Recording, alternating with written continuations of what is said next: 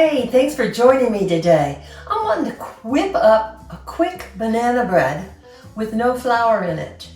It's going to be a healthy banana bread. So start with a nice big bowl, and we're going to put 2 eggs in.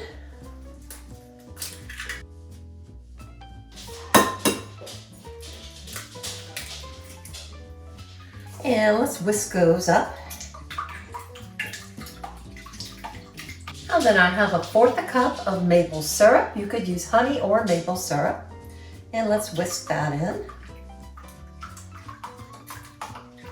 1 teaspoon of baking soda. These are 2 cups of rolled oats. They have been sprouted and they're organic. Get as healthy as we can.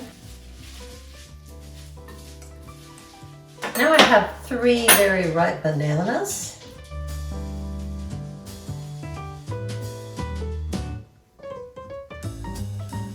This is a really easy recipe. Okay, let's smash those into our mixture.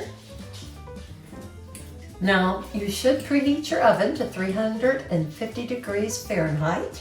And you could use a potato masher to mash these in. Probably be a little bit easier. That all mixed in there. Okay, now I have 1/2 cup of walnuts that have been chopped into coarse pieces, about this size. Let's add those, stir them in. Now then, my baking dish. I'm going to spray it with oil, prevent it from sticking. And now let's pour this into our baking dish.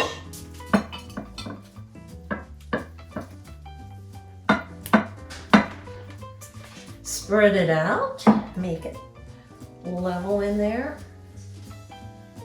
Okay, now it's ready to put into that 350 degree Fahrenheit oven. Can't wait. Well, it's finished. Mine took about 35 to 40 minutes for my toothpick to come out clean. And I'll admit, I didn't let mine cool all the way. And so it does want to crumble a little bit, but it looks really moist and delicious. Let's give it a try.